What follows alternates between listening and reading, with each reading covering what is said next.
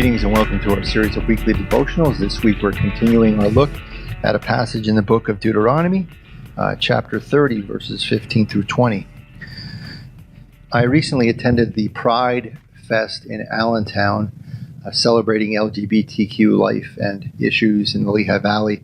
The Penn Northeast Conference had a booth that my wife and I volunteered to man for an hour or so. And there were a bunch of doors, multicolored painted doors in the booth. And it was kind of the theme of our booth.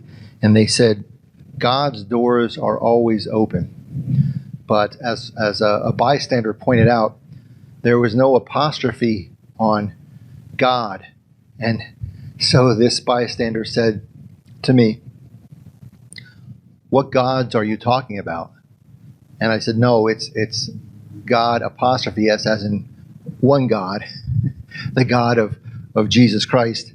But it reminded me that other religions, pagan religions, Hinduism, worship many gods, and of course, in our culture there are many gods with a small g that we tend to worship in place of our God.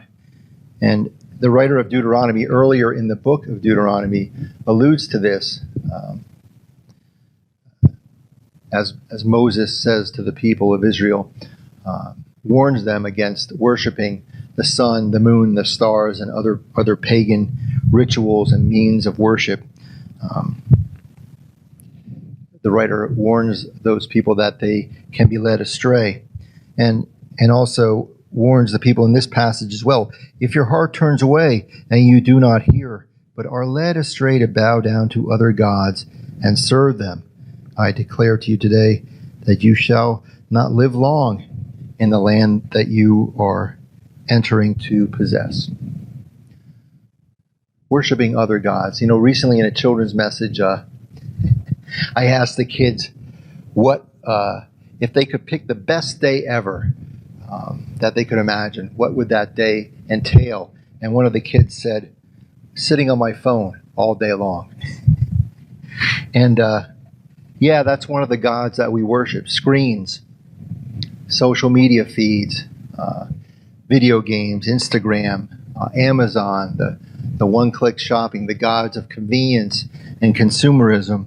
And we're drawn away by lots of these kinds of gods. And sometimes it seems that we're powerless to really choose otherwise. I know, speaking with fellow parents about our teenage kids, and lamenting the fact that they spend so much time in their rooms on their screens. And one of the parents said to me, well, it's just the way it is. That's teenagers today. There's really nothing you can do about it. And I wonder, even though the writer of Deuteronomy alludes to the reality of being led astray by many other gods, the writer always implies that we can choose otherwise. We do have a choice.